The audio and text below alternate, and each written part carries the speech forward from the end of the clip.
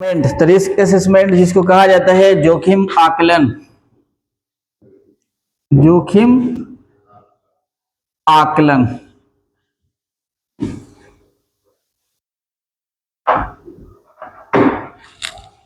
जोखिम आकलन यानी जोखिम का आकलन करना, उसको देखना और उसके बारे में उसको दूर करने के लिए सेफ्टी मेजरमेंट का कंट्रोलिंग मेजरमेंट अप्लाई करना। तो रिस्क जिस तरह से हैजर्ड और रिस्क जो होता है, हैजर्ड्स और रिस्क जो होते हैं ये दोनों अलग अलग वर्ड होते हैं।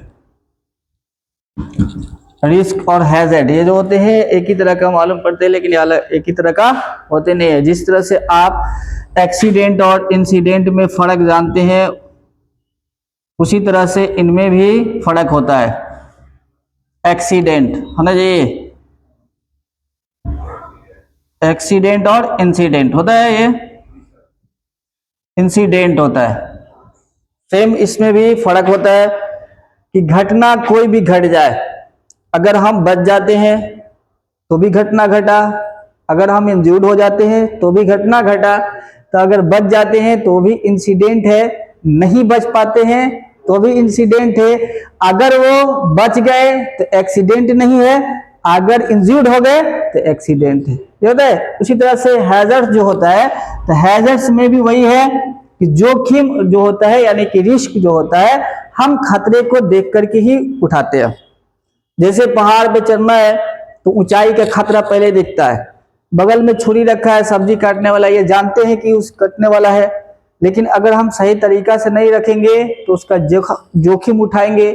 गलत तरीका से पकड़ के, अगर जिसको पकड़ना है ऐसे पकड़ के काटना है जी, तो हम सही तरीका से काट रहे हैं। अगर उसी को जिधर से धार है उधर से पकड़ ले, हम ये जानते हैं कि पहले ही से उसमें धार है, उसमें काटने की क्षमता है, तो काटने की क्षमता वो क्या है आपका हैजर्ड्स है। काटने की क्षमता पहले से मालूम है कि उसमें हैजर्ड्स है। या हाइट पर काम कर रहे हैं तो हाइट का गिरने का डर पहले ही से है, हैजर्ड्स क्या जी पहले ही से है। लेकिन अगर हम उस पर जा रहे हैं तो जोखिम ले करके जा रहे हैं, सेफ्टी के साथ जा रहे हैं। सेफ्टी हमारे मदद करेगा, हमारी हेल्प करेगा, हमें सुरक्षित तरीके से पहुंचाएगा। अगर उसमें हम लापरवाही करते हैं तो रिस्क उठाते हैं, लापरवाही करते हैं रिस्क उठाते हैं। चाकू को अगर सीधा तरीके से पकड़ के अगर हम काटते हैं तो वो हमें कोई किस्म का खतरा नहीं, लेकिन ये जानते हैं कि चाकू हैजर्ड्स खतरे जानते हैं कि ये काटने का काम करता है। अब हम सब्जी के बजाय हाथ पर चलाएंगे तो काटेगा, तो कट जाने का खतरा। अब उसको जोखिम उठाने का मतलब ये हो गया कि हम लापरवाही के साथ अनकेयर होकर के, हम जिधर से पकड़ना चाहिए उधर से नहीं पकड़े, जल्दी में आया उधर उसी से पकड़ के लगने काटे, जब तक इसमें हाथ में लग जाएगा कट जाएगा उल्टा, तो उल्टा काम करेंगे या उल्टा पकड़ेंगे तो खतरे जो होते हैं पहले ही मालूम होते हैं, पहले ही दिखाई देते हैं, पहले ही हमें अंदाजा लग जाता है कि ये काम करेंगे, इसके क्या निगेटिव हो सकते हैं, इसके क्या हमें खतरे से जूझना पड़ जाएगा, या इसमें कौन से कारण हो सकते हैं जिससे हमारा एक्सीडेंट हो सकता है। तो ये पहले ही से होते हैं। अब इनमें हमें रिस्क को पहचानना है कि कितना बढ़ सकता है और कितना कम हो सकता है, कितना ज्यादा होगा कितना कम होगा। रिस्क एक मात्रा है, एक क्वांटिटी है, किसका हैजर्ड्स का, हैजर्ड्स का एक क्वांटिटी है। हैजर्ड्स फुल्ली रिस्क है, हैजर्ड्स जो है फुल्ली रिस्क है, और रिस्क जो है जो क्वांटिटी ऑफ हैजर्ड्स है, क्वांटिटी ऑफ हैजर्ड्स है, यानी कि खतरा कितना मिल सकता है। अब उसमें आपको सेवर मिल सकता है, यानी कि अगर गंभीर मिलेगा तो ज्यादा रिस्क है। लाइकलीहुड यानी कि क्या संभावना है,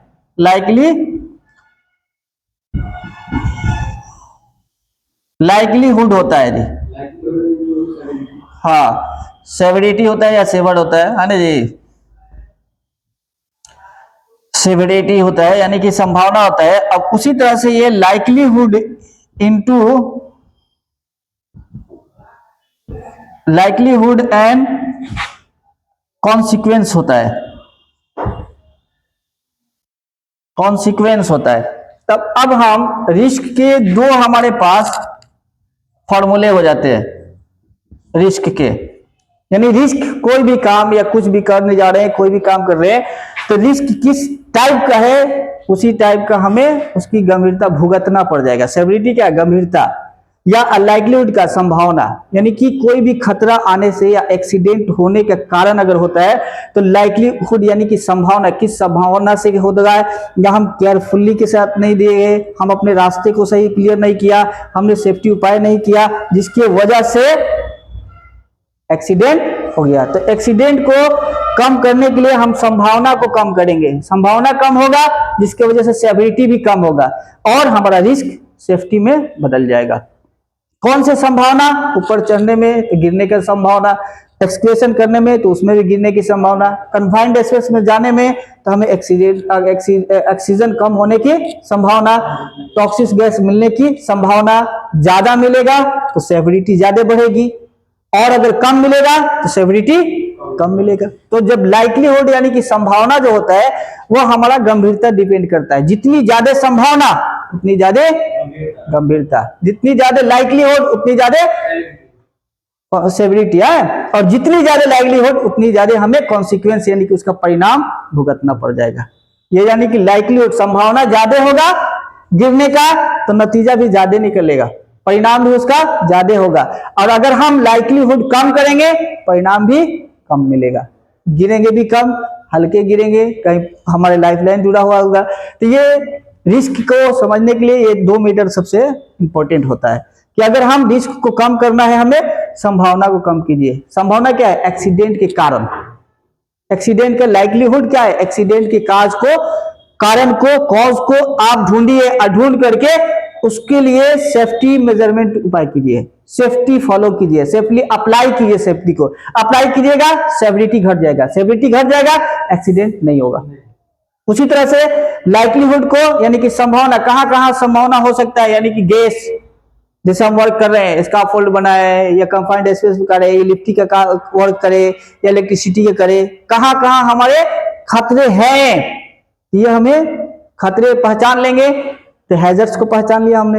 अब उस खतरे को दूर करेंगे, लाइकलीहुड कम होगा, और लाइकलीहुड जब कम होगा तो उसके कॉन्सिक्वेंस भी कम होंगे। अगर हमने अनकेयर होकर के काम किया, जितना ज्यादा संभावना होगा उतनी ज्यादा उसका परिणाम होगा। ऊपर से ज्यादा गिरेंगे तो ज्यादा चोट लगेगा, नीचे से कम गिरेंगे तो कम चोट लगेगा, कम वोल्टेज के साथ हम छेड़छाड़ करेंगे तो कम मारेगा, ज्यादा वोल्टेज के साथ मारेंगे तो आपको प्रिय मित्र बना करके रखेगा।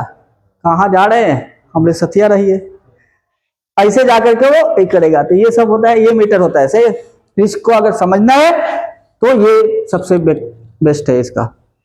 उसके बाद इसमें होता है कि risk assessment. Risk assessment is a simply a careful examination of what in your work. आपके काम जो है उसमें जांच कीजिए, कि जांच करके देखिए, आसानी से जांच करके देखिए केयरफुली के साथ कि आपके कहां जोखिम आकलन है, कहां जोखिम आकलन है।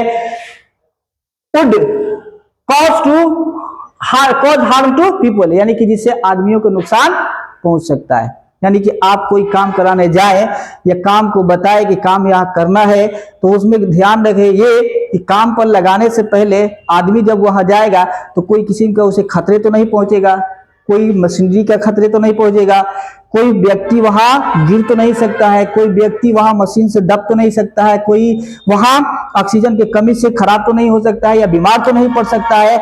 इन सब चीजों को हमें जांचना है जिससे आदमी की कोई किस्म की नुकसानी नहीं हो। सबसे पहले तो लेबर को आता है जी, कहीं भी वर्कर जा रहे हैं तो सबसे पहले तो वही देंगे, कंपनी तो बाद में ना समझेगा, सुपरवाइजर तो बाद में ना जी, लेबर पहले, फॉरमैन बचा रहेगा, फॉरमैन साथे जाएगा तब ना भुगतेगा जी। लेकिन सबसे पहले तो वर्कर जाएंगे, जो वर्क करने के लिए जिस जगह पे जा रहे हैं उनको खतरा है। फॉरमैन को क्या खतरा है? कोई नहीं। सुपरवाइजर को क्या खतरा है? कुछ नहीं। लेकिन एक को खतरा पहुंचेगा, जब एक के साथ एक्सीडेंट होगा सबके साथ समझा जाएगा कि एक्सीडेंट हो रहा है। तब यहां so that you can weigh of whether you have taken enough precaution or should do more to prevent harm। अब आप जब कहीं काम करने जा रहे हैं या काम के जाते हैं तो so that you can be अब आप कितने तरह से या अपने तरीका से कितना जांच कर लिए, कितना जांच करने के बाद आगे ये कितना अप्लाई कर रहे हैं उसके लिए सावधानी प्रक्रिया। यानी कि आप अगर आपको किसी काम, किसी जगह पर कोई काम करना है तो काम करने से पहले आप रिस्क का आकलन कीजिए और आकलन करके ये तय कीजिए कि आपके सामने कितने खतरे हैं, कितने जोखिम है और उन जोखिमों को आप दूर कर सकते हैं या उनको दूर करने में आपको कठिनाई है। यदि आप दूर कर सकते हैं तो ठीक है, और नहीं तो उस दूर करने के लिए उसके लिए सावधानी प्रक्रिया अपनाएं, तभी आप काम पर लगाए। नहीं अपनाएंगे काम पर मत लगाइए, नहीं तो वहां पे एक्सीडेंट हो सकता है। उसके बाद उसको कितना रोक सकते हैं, अगर बार बार मान लीजिए कि हमने पूरा सेफ्टी कर लिया लेकिन कहीं ना कहीं डाउट रह जाए तो डाउट को भी रोकने की जरूरत है।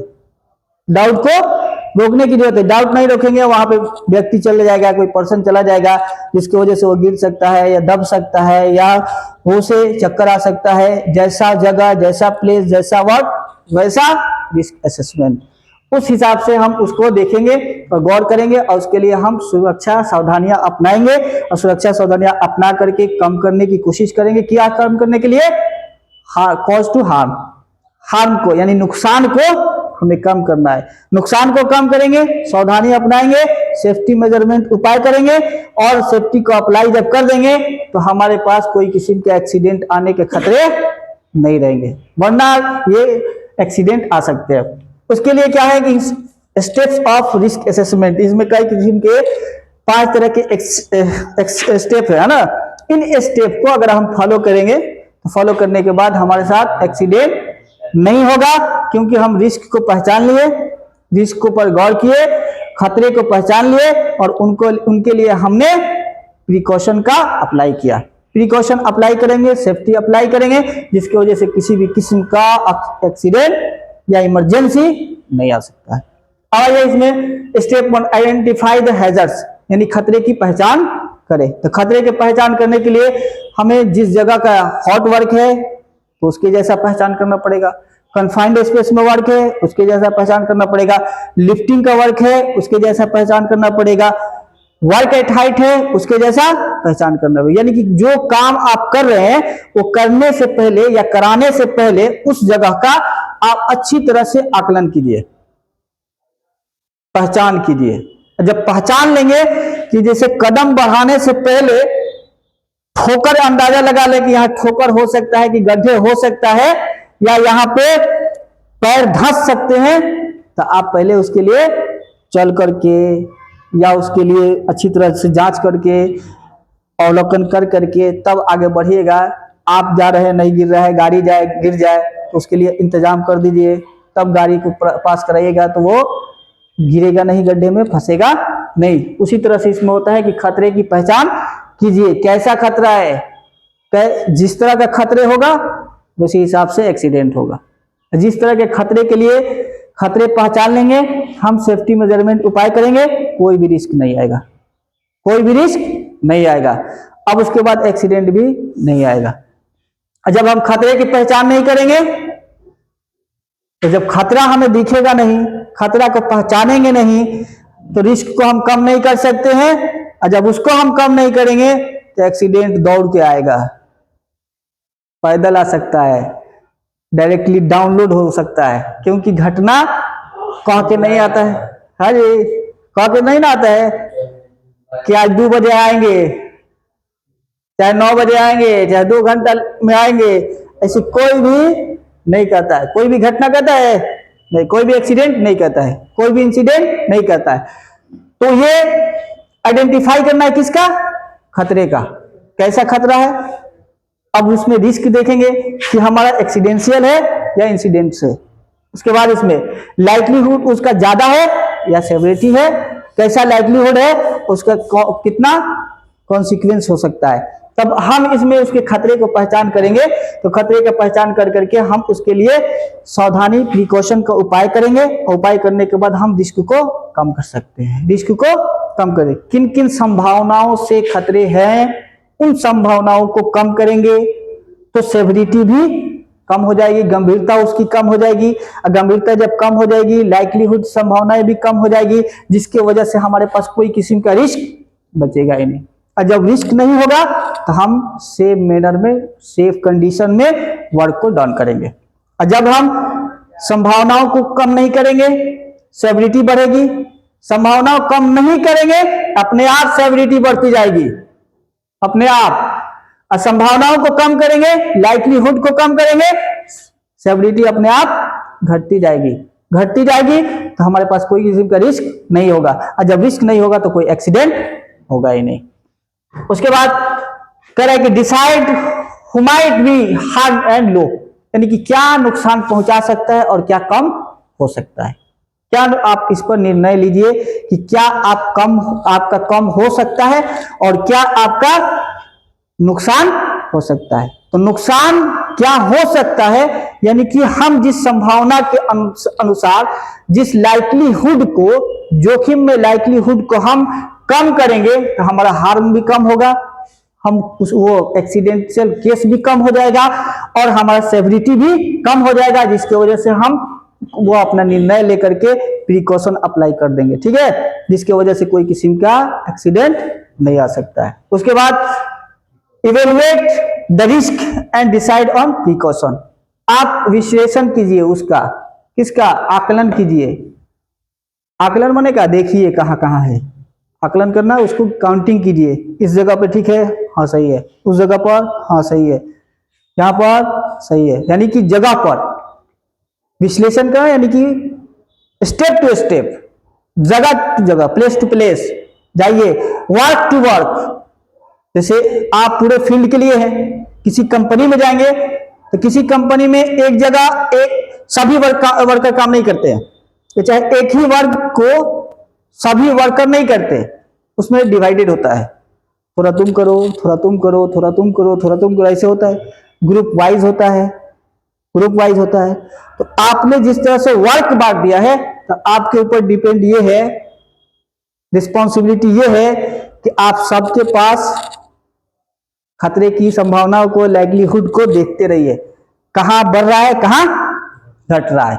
हमने जो प्रिकॉशन को अप्लाई किया वो अच्छे से फॉलो हो रहा है या नहीं। अगर अच्छे से फॉलो नहीं होगा लाइक्लीहुड, संभावना बढ़ेगा, किसका संभावना, रिस्क का, तो रिस्क का संभावना बढ़ेगा तो एक्सीडेंट की संभावना बढ़ेगी, और रिस्क की संभावना नहीं बढ़ेगी तो एक्सीडेंट की संभावना नहीं बढ़ेगी। तो उसके लिए क्या है, इवेलुएट द रिस्क, यानी कि रिस्क की गिनती कीजिए, विश्लेषण कीजिए, कौन सा रिस्क है, किस प्रकार का रिस्क है, कितना बड़ा रिस्क है, कितना छोटा रिस्क है, उसकी विश्लेषण कीजिए और उसके लिए आप निर्णय लीजिए, किसका, प्रिकॉशन का, यानी सावधानियों का, कि हमारे लिए कौन सा रिस्क है, उसके लिए क्या सावधानी करना चाहिए, छोटा रिस्क है क्या सावधानी करना है, बड़ा रिस्क है क्या सावधानी करना है, ज्यादा रिस्क है क्या सावधानी करना है, कई जगह रिस्क है क्या क्या सावधानी करना है, 5 जगह है तो 5 जगह के लिए क्या करना चाहिए, कैसा है, हॉट वर्क का है तो पानी का इंतजाम कीजिए,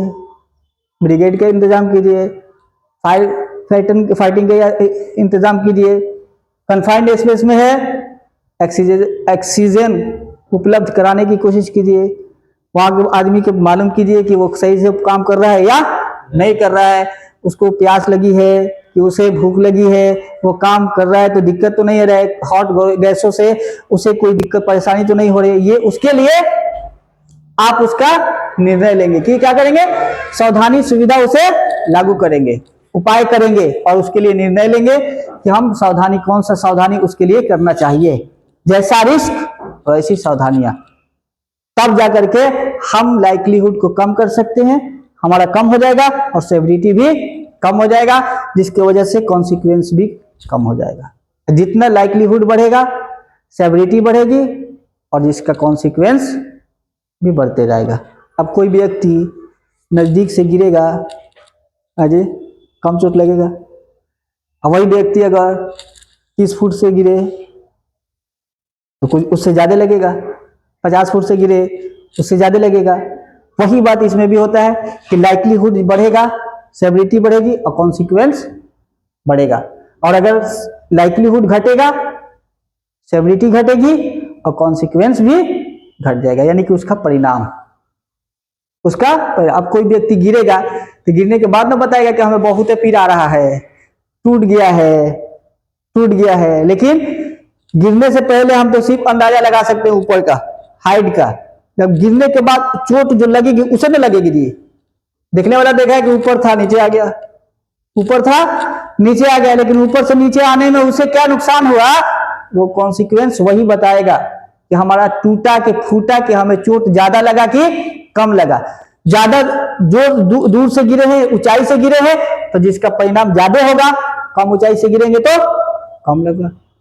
गाड़ी आ रही है, टक्कर मार दे, अरे नजदीक से मारेगी तो आदमी गिर के उठ सकता है, लेकिन स्पीड से आगे, स्पीड से आए आपको मारे तो आप जाने कहां जाएंगे, कोई ठीक नहीं, ये होगा ना जी।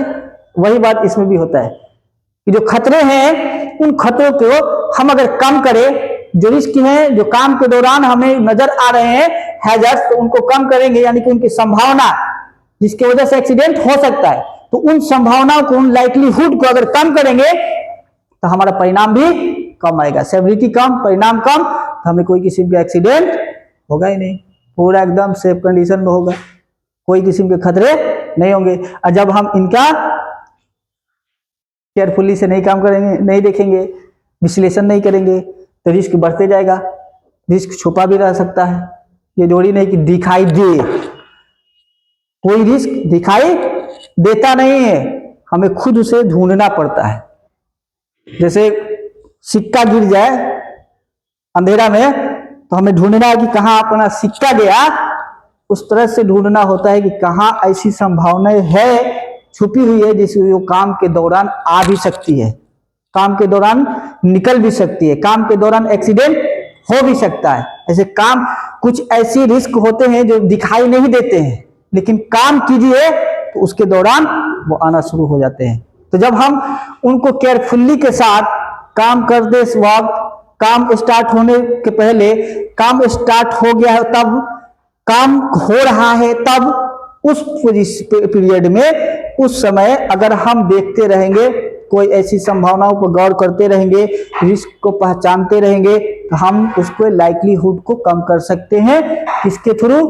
प्रिकॉशन, यानी सावधानियों के थ्रू। सावधानियों हम अपनाएंगे, सेफ्टी मेजरमेंट को अपनाई करेंगे, उसके लिए कंट्रोलिंग उपाय करेंगे कि हम किस कंट्रोलिंग से हम इस रिस्क को कम कर सकते हैं, किस कंट्रोलिंग से लाइक्लीहुड को कम कर सकते हैं, किस कंट्रोल से हम किसी भी एक्सीडेंट को नहीं आने दे सकते हैं। तो ये हमारा होता है कि इवैल्यूएट द रिस्क, यानी कि रिस्क को अच्छी तरह से विश्लेषण कीजिए।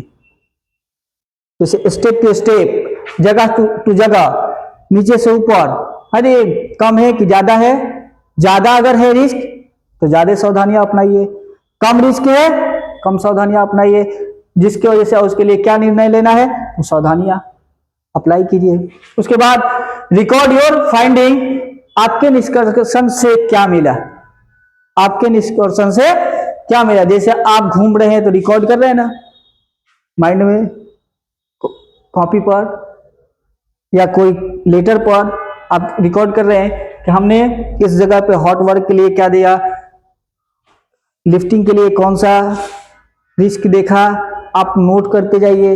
हो सकता है कंपनी में एक ही तरह का, एक ही जगह काम नहीं होता है, अलग अलग जगहों पर वर्क होता है, तो आप अलग अलग जगहों पर उसको, हो सकता है कि माइंडली लेंगे तो कहीं भूल भी सकते हैं, तो उसके लिए आप लिख लीजिए कि इस जगह पर क्या नीड है, उसके लिए कंट्रोलिंग क्या चाहिए वो लिख लीजिए। आगे बढ़िए, उस कोई और ग्रुप काम कर रहा है कहीं पर, उसके लिए लिख दीजिए इसके लिए क्या चाहिए। तो ये आगे लिखते जाएंगे कि आपका रिकॉर्ड कोई भी मेजरमेंट को प्रिकॉशन के लागू करने के लिए आपका रिकॉर्ड काम में आ जाएगा, नहीं तो आप भूल जाएंगे, देख के चले गए, उपाय नहीं किए, जिसकी वजह से एक्सीडेंट हो जाने का खतरा है। हो गया तो आपके ऊपर, नहीं हुआ चलिए कट गया, कोई बात नहीं। तो ये होता है कि record your finding and implement them, यानी कि आपने क्या रिकॉर्ड किया, क्या आपने जांचा, कहां आपने विश्लेषण किया, रिस्क का कैसा रिस्क आपने पाया, उस रिस्क को कम करने के लिए आपका निष्कर्ष क्या होना चाहिए, क्या निष्कर्ष पाएंगे उसके लिए, कि कितना ज्यादा है कितना कम है, इसके लिए कौन सी सावधानी उपाय करनी चाहिए, और उसके लिए क्या परिचालन करना है। परिचालन के मतलब कि उसका उपाय करना, जैसे ब्रिगेड की जरूरत है तो ब्रिगेड दीजिए, हार्नेस की जरूरत है तो हार्नेस दीजिए, अगर सूज की जरूरत है तो सूज दीजिए, अगर ऑक्सीजन की जरूरत है तो ऑक्सीजन दीजिए, या वेंटिलेशन की जरूरत है वेंटिलेशन दीजिए, ये उसका उपाय होता है। आदमी कम है तो आदमी बढ़ाइए। हॉट जगह है, टेस्टिंग करना है अगर गैसों का तो टेस्टिंग कराइए, उसके बाद काम कराइए। आग लगने का चांस है तो आप फायर एक्सटिंग्विशर अवेलेबल कराइए। ये होता है आपका फाइंडिंग, यानी कि आपके निष्कर्ष में देखने के बाद क्या मिला, जो मिलता है उसके लिए क्या परिचालन करना है। उसके बाद review your assessment and update if necessary. आप जब समीक्षा कर लेंगे टोटल हर जगह, जैसे प्लांट में काम कर रहे हैं, फैक्ट्री में काम कर रहे हैं, या आप वर्क प्लेस कोई किसी भी वर्क प्लेस पर है, तो आप जब अपना समीक्षा कर लेंगे, आकलन कर लेंगे, और आकलन का समीक्षा करना है। जैसे हमने तो आकलन कर लिया, जगह जगह घूम करके लिख लिया, नोट कर लिया, फिर उसकी समीक्षा कीजिए कि हमने कहां कहां क्या उपाय करना है, कहां कहां क्या उपाय करना है, और कौन कौन से सेफ्टी मेजरमेंट या सेफ्टी कंट्रोलिंग सिस्टम को या सेफ्टी इक्विपमेंट को रखना है, उसको हम समीक्षा करके उस जगह पर फिर ले जाएंगे, पहुंचाएंगे, वहां पे लगाएंगे, और लगा करके हम काम करने में कोई किसी को दिक्कत नहीं होने देंगे। उसके लिए अपडेट करेंगे, यानी कि देखेंगे फिर जाकर के वहां हुआ कि नहीं। जैसे हम कोई काम कर नहीं पाए लेकिन दूसरे को कह दिए कि यहाँ ब्रिगेड लगा लो, यहाँ साइन बोर्ड लगा लो, यहाँ फायर एक्सटिंग्विशर को रख लो, तो फिर उसके लिए अपडेट कीजिए कि हुआ है कि नहीं, रखा गया है या नहीं, ये जो व्यक्ति को हमने बोला है वो रखा है कि नहीं। तो उसके लिए अपडेट जब आप अपडेट कर लेंगे, अगर कोई फिर से अभी कोई जरूरत है, आवश्यकता है, तो आप उसकी पूर्ति कीजिए, नहीं है काम होने दीजिए, ठीक है, सेफ मोड में। उसके बाद स्टेप 1 का ही कुछ ऐसी बातें हैं, ABCD तक ले स्टेप 1 का, यानी कि रिस्क का आइडेंटिफाई द हैजर्ड्स, यानी खतरों की हम पहचान करेंगे। तो करने के बाद यहाँ स्टेप 1 में ही हम कह रहा है कि हैजर्ड डिटेक्शन टेक्निक, यानी कि अपने तकनीक के द्वारा, तकनीक की वजह से हम खतरे को पहचान कर से सूचित कर सकते हैं कि हम यहाँ खतरे हैं, यहाँ खतरे नहीं है, यहाँ खतरे ज्यादा है, यहाँ खतरे कम है, इस काम में खतरे ज्यादा है, उस काम में खतरे कम है, इस जगह पे खतरे ज्यादा है, इस जगह पे खतरे कम है। इस तरह से हम वो खुद ही सूचित करेंगे हमारे खतरे, जब खतरे होंगे तो हमें खुद सूचित करेंगे कि हाँ कहाँ पे है। तो ये टेक्निक होना चाहिए किस टाइप का, OFTIC, OFTIC होता है। तो OF आपका यहाँ है ऑब्जर्वेशन, ऑब्जर्वेशन है। F क्या है, तो फेलियर ट्रेसिंग। O क्या, T क्या है, तो टास्क एनालिसिस। और I क्या है, तो I आपका D में इंसिडेंट। और उसके बाद C क्या है, तो चेकलिस्ट। C यानी चेकलिस्ट, यानी खतरे को कम करने के लिए, खतरे जब हम पहचान रहे हैं या पहचानने के जरिया अगर ढूंढ रहे हैं, तो पहचानने का तरीका हमारे पास ये स्टेप में, यानी कि ABCD और E, यानी कि 5 गो है ना जी, 5 गो है। तो 5 में पहला रहे आपका ऑब्जर्वेशन। ऑब्जर्वेशन का मतलब होता है, इसका भी आकलन करना ही होता है। असेसमेंट का मतलब भी होता है आकलन ही करना। अब ऑब्जर्वेशन के लिए हम क्या करेंगे, अवलोकन करना, अवलोकन करना। तो अवलोकन कैसे कर सकते हैं, हम जगह जगह पर जा करके पेपर के थ्रू कर सकते हैं, पेपर के थ्रू अवलोकन कर सकते हैं, ऑन द प्लेस पहुंच करके अवलोकन कर सकते हैं, जहां वर्क हो रहा है एट ए टाइम जाकर के हम अवलोकन कर सकते हैं। ऐसे अवलोकन नहीं हो सकता है। खतरे को पहचानने के लिए हमें उस जगह पे जाने की जरूरत है। कोई लिख के दे कि हाँ खतरा नहीं है, नहीं मानना है। कोई भेज दे मैसेज कोई खतरा नहीं है, नहीं मानना है, ठीक है। उसको कहा जाता है ऑब्जर्वेशन। जैसे हम लोग किसी कंपनी में जाते हैं तो हम लोग क्या कहते हैं जी, हमारे पास एक्सपीरियंस सर्टिफिकेट है, हमारे पास डिप्लोमा है। डिप्लोमा है क्या चीज का जी, तो सेफ्टी ऑफिसर का। पूछेगा वो इंसिडेंट क्या होता है, JSA क्या होता है, TRA क्या होता है, कंट्रोलिंग मेजर क्या होता है, वो पूछेगा, आप बता देंगे फटाफट एकदम। उसके बाद कहेगा कि डायरेक्ट ऑब्जर्वेशन आपका लेना है। तो डायरेक्ट ऑब्जर्वेशन आप कहाँ देने जाएंगे, तो उसके लिए कोनो मेडिकल ट्रीटमेंट नहीं देना है, उठाएगा आपको। आप जानते हैं, आपने कोर्स किया, कोर्स किया, आप जानते हैं। कितना जानते हैं आपको पता लगाने के लिए वो क्या करेगा, आपको उठाएगा direct on the work place, site पर ले जाएगा।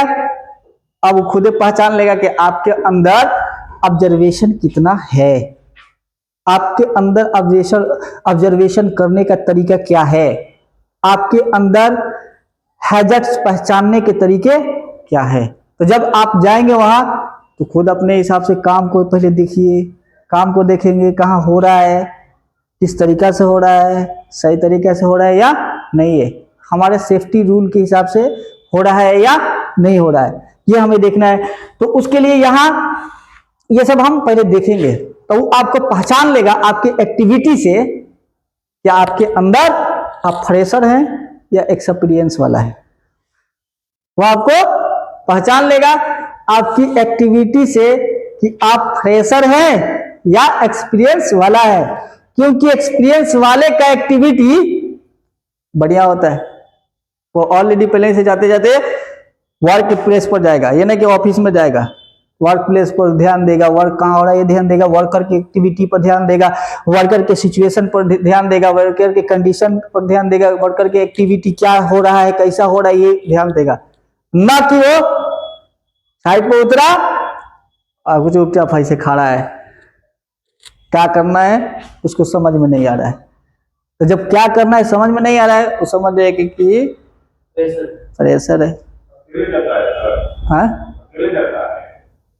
वो तो ले जाएगा, आपको छोड़ देगा। छोड़ देगा का मतलब क्या, वो रहेगा वो नहीं, आप only one person for safety, supervisor है, फोरमैन है, वर्कर है, बहुत सारे हैं, लेकिन आप अपने आप में ओनली वन पर्सन रहेंगे। आप कंपनी कोई अकेले का होता है, कई आदमी रहेंगे, डिपार्टमेंट अलग होता है। हाँ जी, एक कंपनी में अगर वह ज्यादा कंपनी का वर्क ज्यादा चल रहा है, अलग अलग फील्डों में चल रहा है, अलग अलग एरिया में चल रहा है, तो उसके लिए अगर देखेगा कि एक सेफ्टी ऑफिसर से हमारी जरूरत पूरा नहीं हो रहा है, डबल रखेगा, ट्रिपल रखेगा, चौपल रख लेगा। अब ज्यादा उसका वर्क एरिया है तो ज्यादा चाहिए, जितना नीड होगा उतना वो अपडेट करेगा, नीड नहीं है एक से काम चला लेगा। हमारे इधर देख लो, हाँ हो गया, चलिए उस साइड पर, उधर हो गया था, हाँ रे उस साइड पर। तब उसी में एक सेफ्टी ऑफिसर अगर कई जगह पर जा रहा है, रनिंग कर रहा है, तो उसमें कहीं मिस माइंड हो सकता है, तो कहेगा कि हम क्या करें, हम एक को देखें कि दूसरे को देखें, बता दिए, अब वो फॉलो नहीं किया तो हमारा क्या रिस्क है, फॉलो नहीं किया तो हमारा क्या रिस्क है। हम ऑलरेडी वहां रह के कराते, देखते रहते उसकी एक्टिविटी, तब ना हम देखते कि उसने गलती किया है या हमारे सजेशन में कोई गलती हुआ है या हमारे ना देखने का अनकेयर होने की वजह से हुआ है, तो अपने ऊपर तो नहीं लेंगे। क्या भाई तुम कुदा रहे हो, हमको इधर उधर घुमा रहे तो हम क्या देखेंगे।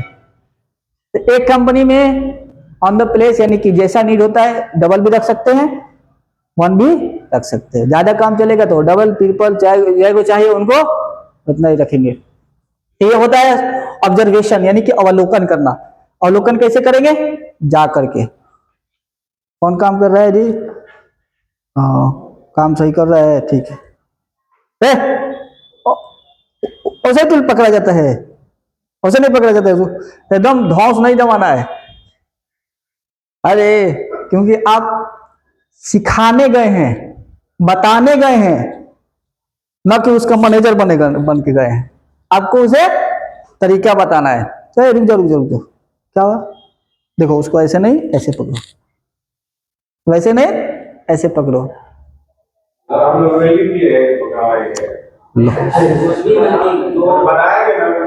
आपको यदि आपको अगर ये लग रहा है कि खतरा है, जैसे मान लीजिए कि होल्डर है पकड़ा हुआ है वेल्डिंग का, जरूरी नहीं कि आप सिर्फ वेल्डिंग में जाएंगे।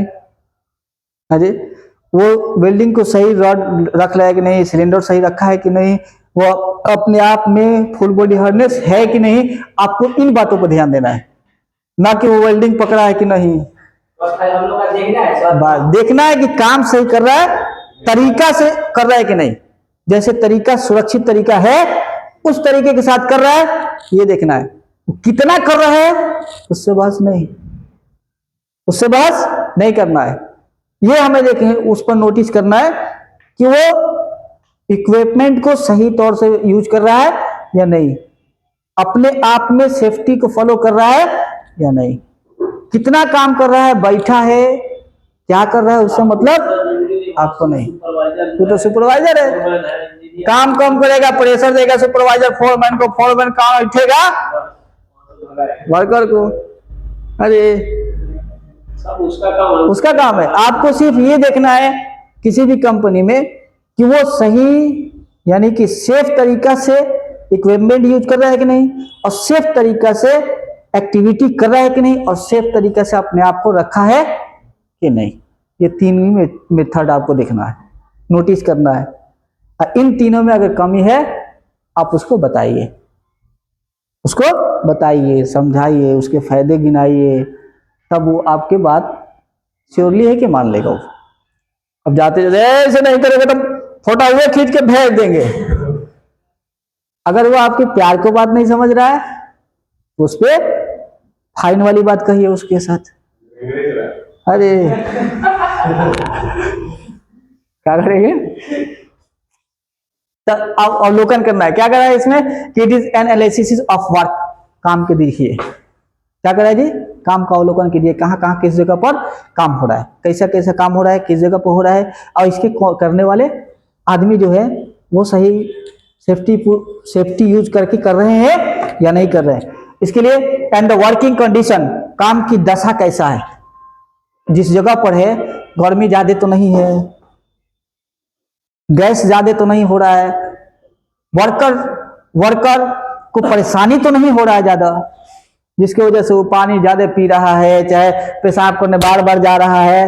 हाँ जी, तो उसका कंडीशन देखिए, किसका कंडीशन, वर्क का कंडीशन। हाँ जी, वर्किंग कंडीशन देखिए कि सही तरीके से वो कर रहा है कि नहीं। जो आपने हमने तीन बात बताया ना जी, कि आपको जाना है, देखना है कि वो पहला बात कि वो अपने आप को सेफ रखा है कि नहीं, इक्विपमेंट सेफ तरीका से यूज कर रहा है कि नहीं, वो सेफ ढंग से एक्टिविटी अपना दिखा रहा है या नहीं, एक्टिविटी यानी कि काम सही तरीका से कर रहा है कि नहीं, बच बचा करके काम कर रहा है या नहीं। ये 3 ही मीटर होता है।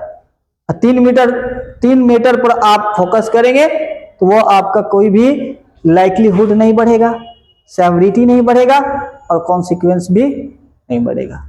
और जब भी नहीं देखेंगे अनकेयर होकर वो काम कर रहा है, इक्विपमेंट को जैसे तैसे कर रहा है, तो इक्विपमेंट टूल्स हो जाता है कि टूल्स की वजह से उसको एक्सीडेंट हो जाए, उसका पार्ट्स ऑफ बॉडी कट जाए, या उसको नहीं कटेगा, उसके वजह से छूट जाने से दूसरे का कट जाए, तो उसको हमें बताने का रिस्पॉन्सिबल है हम लोग।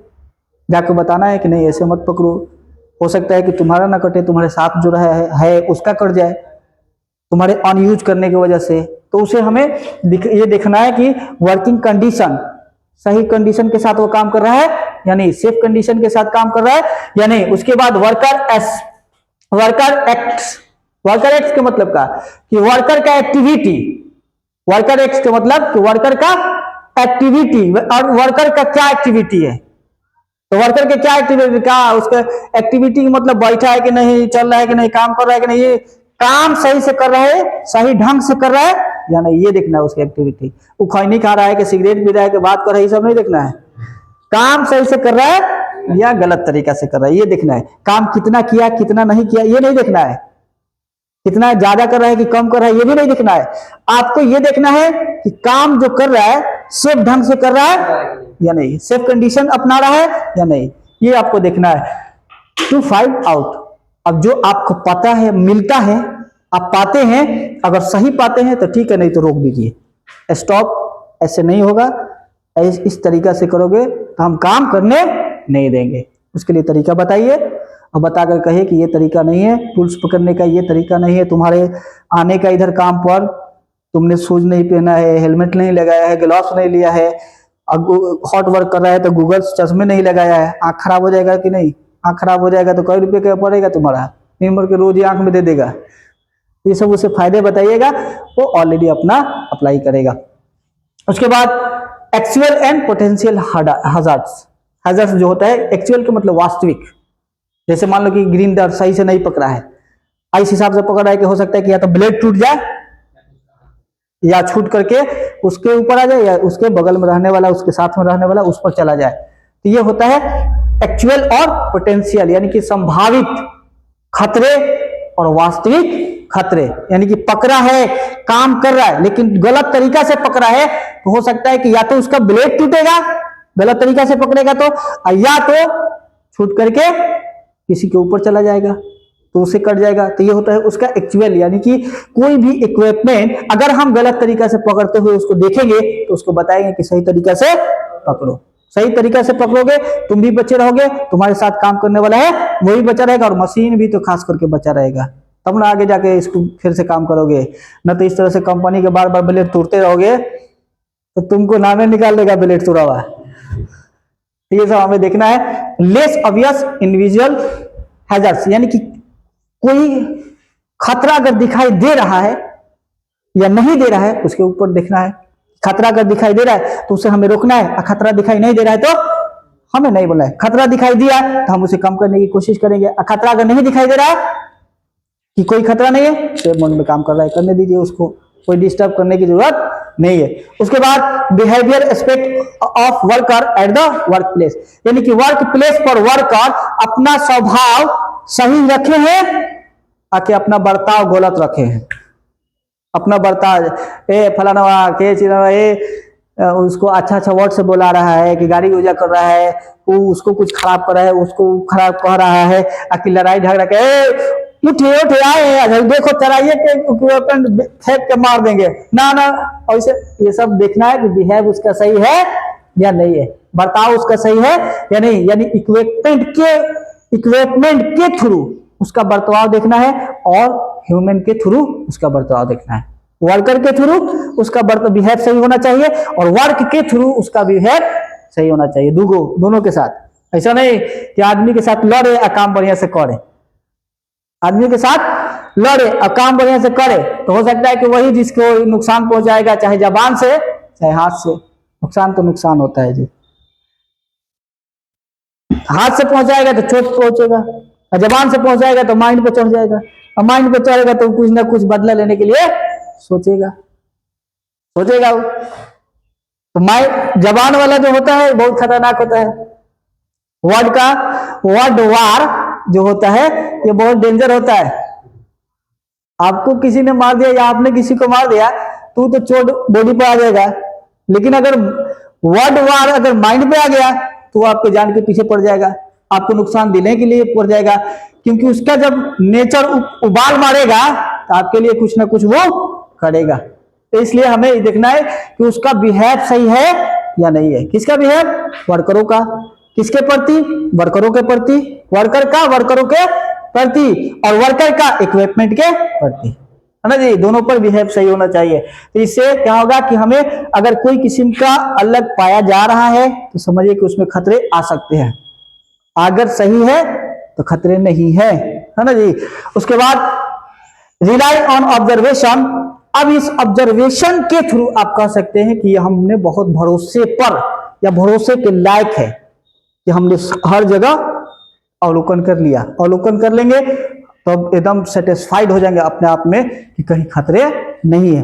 अवलोकन नहीं करेंगे तो आपके अंदर डाउट रहेगा, डाउट, वहां नहीं गए थे, हो सकता है कैसे कर रहा है, सही से बैठा है, कर्म कर रहा है कि नहीं, हेलमेट पहना है कि नहीं, शूज पहना है कि नहीं, गर्मी तो कहीं ज्यादा नहीं लग रहा है, ये सब हम सोचेंगे। तो अगर हम ऑब्जर्वेशन डायरेक्टली घूम घूम करके आप कर लेते हैं तो हमें कोई किस्म का डाउट नहीं रहेगा, अपने खुद में अंदर डाउट नहीं रहेगा कि हाँ हमने कोई चीज छोड़ दिया है, हमने अनकेयर हो गया है, या हो सकता है कि हमारे वजह से ना देखने की वजह से कोई ऐसी घटनाएं घट जाए, इंसिडेंट हो जाए या एक्सीडेंट हो जाए या इमरजेंसी आ जाए। तो उसके लिए ऑब्जर्वेशन जब आप कर लेंगे और अवलोकन सब जगह का कर लेंगे, हर एक काम जहां जहां हो रहा है वहां पे कर लेंगे, तो आप अपने आप में सेटिस्फाइड रहेंगे कि रिस्क नहीं है।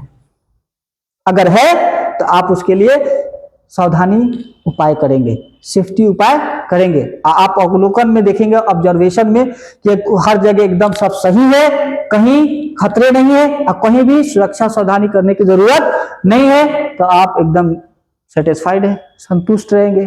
हाँ काम हो रहा है, सही ढंग से हो रहा है। लेकिन उसी में अवलोकन करेंगे तब आपको समझ में आएगा कि हाँ कहाँ खतरे हैं या कहाँ खतरे नहीं है। और जहाँ खतरे हैं तो वहां कितनी संभावना का है, संभावना उसकी क्या है, गंभीर है कि लोअर है, सेवर है कि लोअर है कि हाई है, कैसा है आप अंदाजा लगाएंगे। खतरे अगर है तो जब मालूम पड़ जाएगा तो उसके लिए आप सावधानी उपाय करेंगे, सेफ्टी उपाय करेंगे, उपाय कर देंगे तो जिसकी वजह से वो रिस्क कम हो जाएगा और कोई किसी का एक्सीडेंट नहीं होगा। उसके बाद इसमें है रिले ऑब्जर्वेशन बाय द एक्सेसर। एक्सेसर उसको कहा जाता है जो असेसमेंट करता है, असेसर उसको कहा जाता है जो असेसमेंट करता है, यानी कि जो ऑब्जर्वेशन कर रहा है। ऑब्जर्वेशन, तो ऑब्जर्वेशन कौन करता है, असेसमेंट करने वाला। असेसमेंट कौन करता है, तो आप सेफ्टी ऑफिसर, सेफ्टी ऑफिसर ही ऑब्जर्वेशन करेगा, सेफ्टी ऑफिसर ही असेसमेंट करेगा यानी कि आकलन करेगा, और सेफ्टी ऑफिसर को ही असेसर कहा जाता है। असेसर यानी कि आकलन करने वाला, आकलन करने वाला असेसर कहा जाता है। And it the dependent on the experience, यानी कि वो उसका एक्सपीरियंस, उसका अभ्यास कितना पुराना है कितना नया है, उसके अंदर कितना ज्यादा है कितना कम है। तो जैसा जिसके पास एक्सेसर के ऊपर डिपेंड करता है कि उसके अंदर नॉलेज है, एक्सपीरियंस है कि नहीं है। तो आप जब ऑब्जर्वेशन करेंगे तो आपके अंदर ये मिल जाएगा कि एक्चुअल और पोटेंशियल हैजर्ड आप पहचान रहे हैं, या लेस ऑब्वियस इंडिविजुअल हैजर्ड्स, यानी कि जो दृश्य है अदृश्य है, दिखाई दे रहा है या नहीं दे रहा है, या कम किया जा सकता है या नहीं किया जा सकता है, उसके बारे में आप अंदाजा लगाएंगे। उसके बाद बिहेवियर एस्पेक्ट, यानी कि वर्करों का ठीक है या नहीं है, कब मालूम पड़ेगा, जब आप अवलोकन करेंगे यानी कि ऑब्जर्वेशन करेंगे तब। अब सब जगह आपने पहले ही से सेफ्टी सुरक्षा लगा दिया और फिर बाद में वर्कर जब आए आपने नहीं गए, तो कोई ऐसा ऑब्जर्वेशन आपने समझिए कि किया ही नहीं। खतरे तब स्टार्ट होंगे जब वर्क होगा, तब ना वर्क स्टार्ट होंगे तब ना खतरे होने का चांस होगा। कुछ ऐसे खतरे होते हैं जो वर्क के साथ साथ आते हैं, वर्क स्टार्ट होगा, वर्क किया जाएगा, उसके साथ साथ आएंगे। पहले से आपने तो जाना है कि हाँ ब्रिगेड लगा दिए, कोई नहीं जाएगा, नो एंट्री विदाउट परमिशन, हाँ जी कोई नहीं जाएगा। लेकिन अब उसमें जा रहा है, जाएगा, काम स्टार्ट करेगा, और उसके बाद अपने उसकी सुरक्षा व्यवस्था नहीं कहे कि भाई 1 मीटर दूर रहो, जहां एक्सक्वेशन हो रहा है एकदम खड़े मत रहो, वरना हो सकता है कि पोकले एक्सक्वेटर मशीन से तुम्हें लग जाए, गड्ढा में तुम ढह जाओ, तो उसके लिए आप 1 मीटर दूर रहिए, जरूरत पड़े तो आप नजदीक आइए, फिर उसके बाद दूर ही रहे। काबू को उसको बताएंगे नहीं, काम के दौरान देखेंगे नहीं तो कैसे बताएंगे, यार ये पहले ब्रिगेड लगवा दिया है, काम कैसे हो रहा है करने दिया है, नहीं ऐसा नहीं, यानी कि काम के दौरान भी आपको देखना है। तो ये होता है, यानी कि डिपेंड करता है किसके ऊपर, एक्सेस जो होता है, यानी कि ऑब्जर्वेशन का भरोसा तभी हो सकता है कि जब उसका डिपेंडेंट जो होता है, एक्सेसर जो होता है, एक्सेसर सही से किया हो। एक्सेसर सही से ऑब्जर्वेशन करेगा तो खतरे को अच्छी तरह से पहचान लेगा, और खतरे को जब पहचान लेगा तो उनकी संभावना को कम करेगा, सेफ्टी उपाय करेगा, और उनकी सेवरिटी धीरे धीरे डाउन हो जाएगा, और कोई किस्म का एक्सीडेंट ना होगा ना सीक्वेंस होगा। हाँ जी। उसके बाद इसमें है फेलियर ट्रेसिंग टेक्निक। फेलियर का मतलब विफलता, गलत तरीका, गलत ढंग, अनसेफ तरीका, अनसेफ मोड, अनसेफ कंडीशन, या गलत सुझाव किसी को हम बताएंगे तो गलती में गलती बढ़ता है, गलती में गलती बढ़ता है, गलत में गलत बढ़ेगा। गलत में सही कीजिएगा तो गलत कम होगा, लेकिन गलत में गलत और बताइएगा तो और आग की तरह फैलेगा। एक जगह होना है 2 जगह हो जाएगा, 3 जगह हो जाएगा। तो उसको क्या कहता है कि फेलियर ट्रेसिंग टेक्निक, यानी कि गलत सुझाव को बढ़ाना या गलत सुझाव को अपनाना, जिसकी वजह से एक्सीडेंट के कारण हो सकते हैं। जैसे आज this break down a system such as a chemical processing, जैसे कोई भी केमिकल है, एलपीजी है। तो एलपीजी को देखेंगे कि हमें हाउस कौन तरीका से उठा रहे हैं, कौन तरीका से ले जा रहे हैं, किस तरीका से यूज हो रहा है, कहाँ पे स्पाइलेज हो रहा है, स्रावित हो रहा है कि नहीं हो रहा है, यूज हो रहा है सही से कि नहीं हो रहा है। इन सब तरीकों को अगर हम सही से यूज करेंगे तो कोई ऐसी घटना आग लगने की नहीं होगी। और जब हम सही तरीका से कोई ऐसी घटना नहीं करेंगे, गलत तरीका मिल गया, कैसा हूं उठा लेना, ठीक है, वो गया कैसा हूं उठा लिया, कैसा हूं कर लेना, वो भी गया कैसा हूं कर लिया, कैसा हूं जोड़ देना उसको, कैसा हूं जोड़ देगा वो। अब वो सही से जुड़ा है कि नहीं जुड़ा, वो तो बाद में डिपेंड करेगा। तो अगर गलत तरीका को टेक्निक करना यानी ट्रेस करना, क्या उसने ऐसे किया हम भी ऐसे कर लेते हैं, वो कैसे किया, जैसे नकल, तो नकल भी वही करता है जिसके पास अकल है। हाँ जी, अकल है तो वो नकल कर लेगा। नहीं तो देखेगा कहीं जवाहरलाल इतना दिन में मरे थे, तो यहो लिखेगा अपना में, एक गांधी जी के बारे में पूछे जवाहरलाल के बारे में लिखे। हाँ जी, यानी नकल भी वही करता है जिसके पास अकल है। अकल है नहीं तो नकल करेगा, हूँ बहू ऐसे जोड़ा है ऐसे जोड़ दे, वो कसा है नहीं टूरा है तोड़ दे, इसको भी तोड़ देगा। तो ये होता है कि गलत तरीका को फॉलो करना भी गलती की तरफ ले जाता है, खराब तरीका को अपनाना खराबी करता है। तो इसमें क्या कर रहा है कि break down a system such as the chemical process, यानी किसी भी केमिकल के प्रगति को या प्रक्रिया को आगे बढ़ाना। तो बढ़ाने पर अगर हम डिफरेंट तरीका से हम उसको सेक्शन बाय सेक्शन नहीं रखना है, या सेक्शन बाय सेक्शन अगर हम रख रहे हैं तो सही से उठा के रख रहे हैं कि नहीं, कहीं उठा करके ऊपर खड़ा कर दिए, कहीं नीचे सुता दिए, कहीं ढकेल दिए, तो वो हमारा गलत तरीका है। यानी कि उसको उठाना है तो उठा करके सही से ले जाना है, सही से रखना है, कहीं मुंह ऊपर की तरफ रखना है कि बाहर की तरफ रखना है, यह हमें ख्याल होना चाहिए, न कि उसे नीचे की तरफ ढुकेल देना है, एकदम फुला देना है। तो ये हमारा, यानी कि कोई भी ये समझ लीजिए मोटे मोटे बात में, इसमें टाइम ज्यादा हो गया शायद, है ना जी। तो इसमें ये समझ लीजिए कि गलत तरीका